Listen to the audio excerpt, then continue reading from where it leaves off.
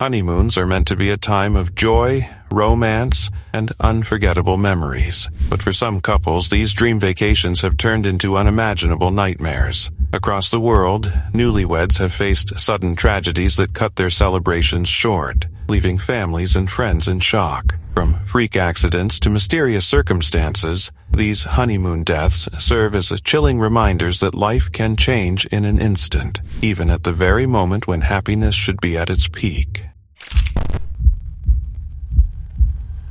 A criminal complaint filed against the husband of a woman lost at sea. Isabella Helman disappeared 9 months ago from a boat she shared with her husband. It was meant to be a dream, a belated honeymoon across the Caribbean, sailing through the turquoise waters of the Bahamas, St. Martin, Puerto Rico, and Cuba. Isabella Helman, 41, had envisioned it as a romantic escape, a chance to celebrate life and love with her new husband, Louis Bennett, just 3 months after their wedding. But what began as a picturesque adventure on their 37-foot catamaran, Surf into Summer, would soon descend into a nightmare no one could have imagined. In the early hours of May 15, 2017, as the couple sailed near the Bahamas on their way back to Florida, Isabella vanished. Louis Bennett appeared later on a life raft, alone, claiming he had gone to sleep in their cabin and awoke to find the wheel unmanned and the vessel sinking. According to him, Isabella was gone. He said he searched for her, called for help, and eventually abandoned the catamaran, hoping against hope that she might somehow have survived. But investigators saw a different story. The catamaran had been deliberately scuttled. Portholes below the waterline had been opened,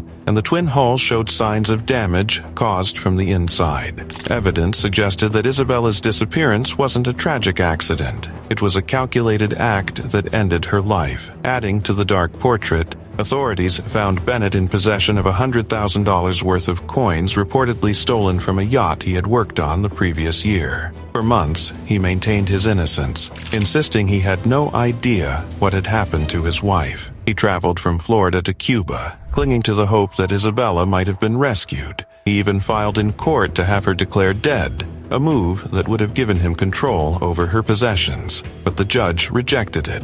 Questions swirled, suspicions mounted, and the world began to see Bennett in a new light. A man whose perfect honeymoon mask had slipped to reveal something far more sinister. In November 2018, the truth edged closer. Bennett pleaded guilty to involuntary manslaughter in exchange for murder charges being dropped. By January 2019, he was sentenced to 8 years in prison, a grim punctuation to a tale that had begun as a celebration of love. "Losing my soulmate is the greatest loss I have ever endured," Bennett said, though the words rang hollow against the chilling reality of Isabella's final hours. What was supposed to be paradise became a prison of lies, deception, and tragedy, a honeymoon that no one would ever forget, but for all the wrong reasons. There's nothing easy about any of this, let's be honest. It was meant to be the honeymoon of a lifetime. Now it's a murder investigation. Mauritius has long been celebrated as a paradise, a haven for honeymooners seeking sun, sea, and romance. Pristine beaches, turquoise waters, and luxury resorts made it the perfect destination for newlyweds eager to escape into blissful isolation. But in January 2011, the island nation's idyllic facade was shattered by a tragedy that sent shockwaves across the globe. Michaela Harte, a 27-year-old teacher from Northern Ireland, had traveled there with her husband John just 12 days after their wedding. The daughter of Tyrone's legendary Gaelic football manager, Mickey Harte, Michaela was a bright, devoted young woman, beloved by her students and her community. Known for her warmth, faith, and dedication to teaching Irish and religion at St. Patrick's Academy, she had dreamed of this honeymoon as a celebration of love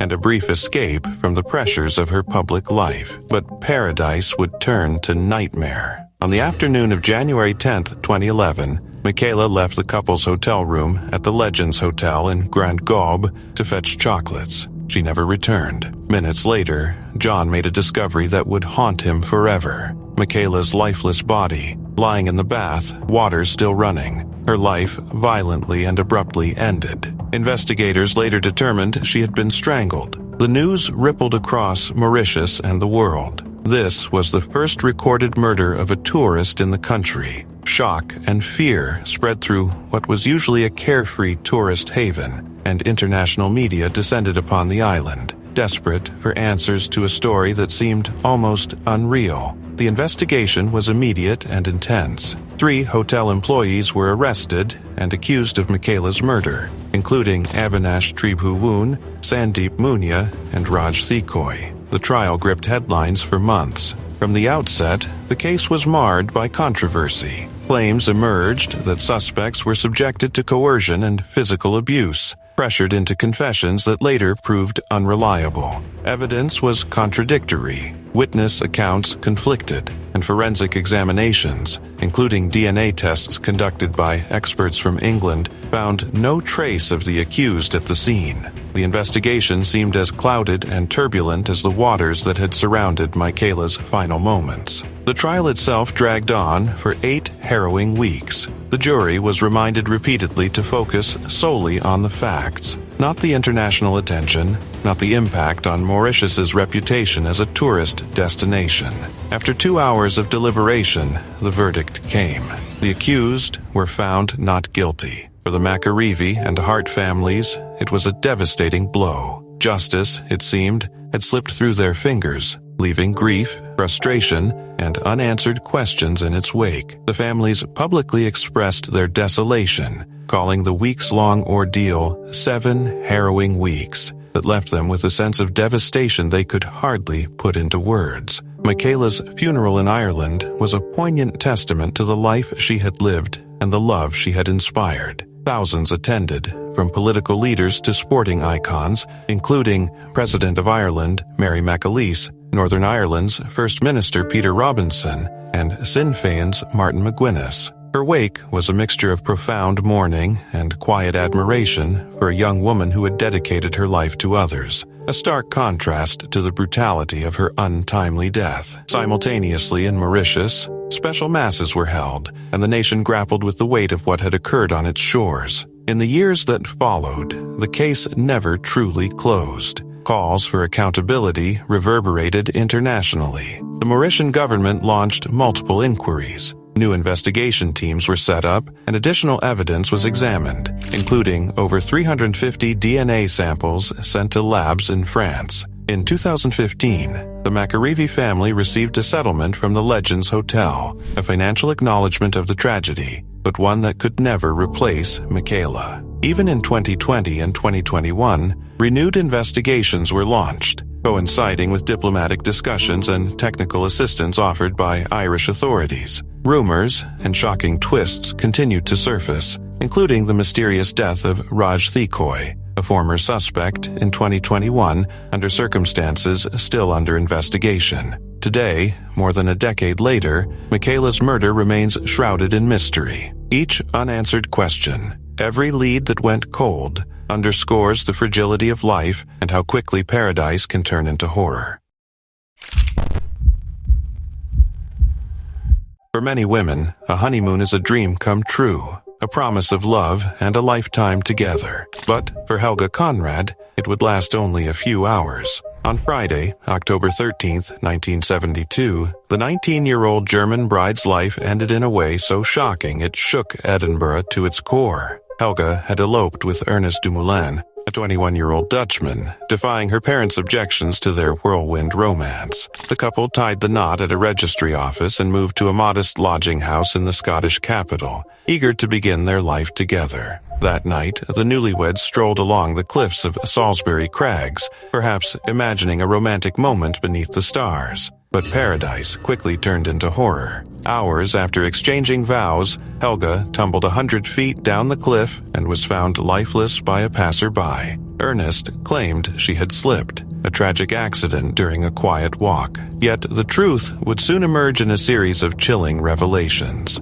The day before their wedding, Ernest had taken out a life insurance policy on Helga worth over $400,000. He attempted to claim the money almost immediately after her death. The accident, it seemed, had been carefully staged, a meticulously planned murder disguised as a tragic mishap. During police investigations, Ernest's web of lies began to unravel. He described the night to officers with disturbingly calm detachment. He had pulled Helga in a way that sent her tumbling over the edge, acting as though it were an accident. Behind his charm and words of love, a cold calculation had taken place. Further inquiry revealed Ernest's murky past as a conman with a history of deception, whose intentions were far from romantic. In court, Ernest continued to deny responsibility, claiming Helga had tried to kill him, but medical evidence told a different story. Helga had not slipped. She had been pushed with considerable force. The life insurance policy, the timing, and his actions painted a damning picture. Ernest Dumoulin was found guilty of murder and sentenced to life imprisonment, serving 16 years in Sutton prison. Even in prison, Ernest's story remained unsettling. He later claimed to have found God, studied theology, and eventually became a Protestant minister in Germany, reportedly remarrying. Yet for Helga's family, no redemption could erase the horror of that October night. They placed a memorial at the foot of Salisbury Crags, a quiet testament to a young life stolen far too soon. The plaque reads, "In loving memory of our daughter, Helga Conrad, born 16654, died 131072, buried at Schwerbach, Germany, only 300 yards from her parents' home." Helga's story endures as a chilling reminder that love can mask betrayal, and that even the happiest beginnings can hide a darkness waiting to strike. Now, in news just in, Annie Dewani's family has expressed shock at the decision to grant parole to her killer Zola Tonga. He will be a free man from June, subject to several conditions. South Africa has long been a magnet for tourists, its vibrant cities and stunning landscapes drawing honeymooners and travelers from across the globe. But behind its breathtaking vistas lurked a dark reality on average. 46 murders occurred every day in 2010. For Annie Dewani, a 28-year-old Swedish woman of Indian origin, that grim statistic would become all too real. Just 10 days after marrying Shrien Dewani in Mumbai, the newlyweds arrived in Cape Town, dreaming of a romantic honeymoon filled with adventure and intimacy. On November 12, 2010, the couple hired a local taxi driver, Zola Tongo, as a tour guide, exploring the city's streets under the South African sun. What began as a joyful ride through the city turned into a nightmare the following night. Two armed men, Mziwamadoda Kwabe and Zolile Mngeni, hijacked the taxi, ejecting Tongo and Shrien from the vehicle after robbing them of valuables. The couple's planned celebration of love spiraled into terror, with Shrien narrowly escaping with his life, but Annie was not so fortunate. In the early hours of November 14th, she was found dead in the back of the taxi, a single gunshot wound to her neck ending her life in a violent and senseless act. The case ignited international outrage and intense media scrutiny. Initial confessions from the taxi driver, the hijackers, and a hotel receptionist, Monde Mbolombo, claimed that the attack had been an unintentional robbery gone wrong. But soon, the narrative took a darker turn. The men alleged that Annie's murder had been a premeditated hit, supposedly orchestrated by her husband. The allegation sent shockwaves around the world, painting Shrien Dewani as a possible mastermind of a gruesome honeymoon plot, a claim his supporters vehemently denied. Despite the sensational headlines, the physical evidence told a more complex story. Forensic reports indicated that Annie had struggled before her death. Bruising on her inner leg suggested a desperate fight,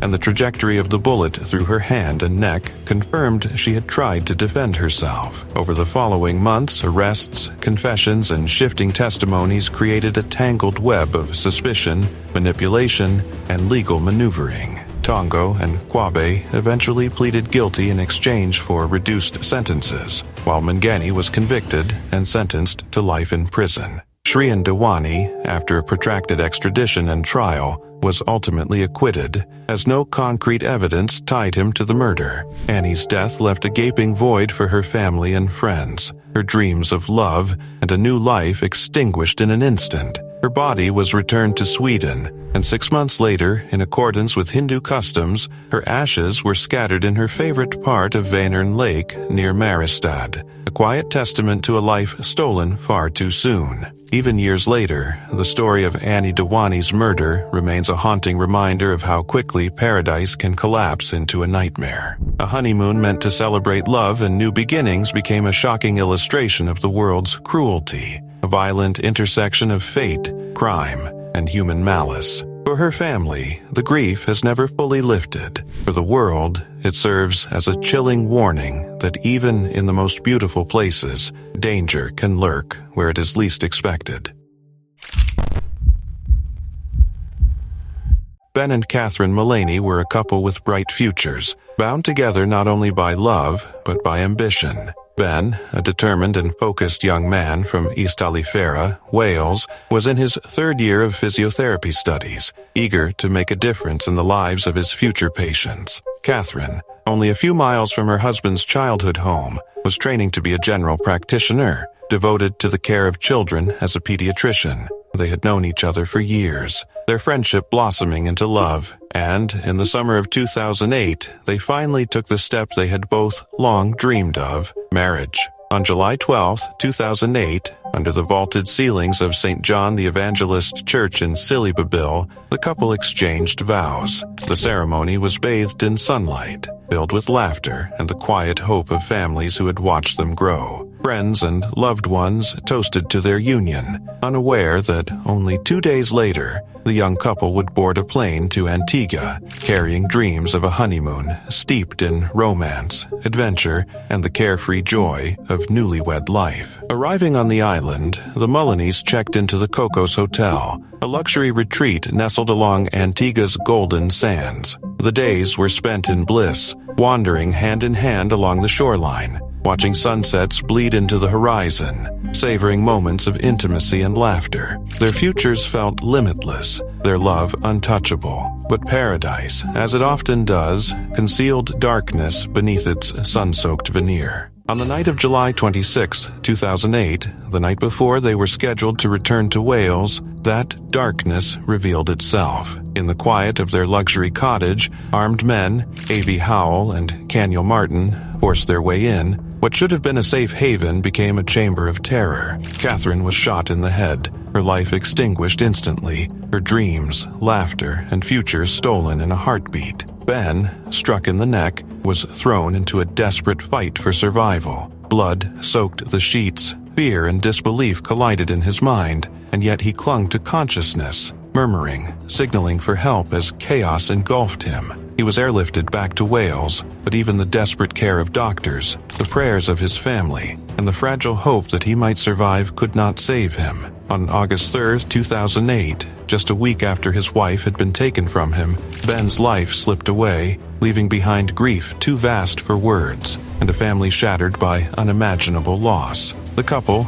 once so full of promise, were gone, victims of senseless violence on a distant shore. The murders sent shockwaves across Antigua, the United Kingdom, and the world. 2 young lives, luminous with ambition and love, were snuffed out in what should have been a paradise of joy. The killers, natives of the island, were eventually captured and tried. Howell and Martin received life sentences for the murders and for a separate attack on a local shopkeeper. Yet, even as justice was served, the shadows of that night lingered over Antigua, haunting its streets, its tourism, and the memories of all who knew Ben and Catherine. The tragedy sparked a diplomatic storm. Britain demanded that Antigua ensure justice, insisting that the death penalty not be applied, a delicate and tense negotiation that highlighted the complexities of justice across borders. Antigua's leadership, balancing outrage and national sovereignty, responded by reforming the legal system.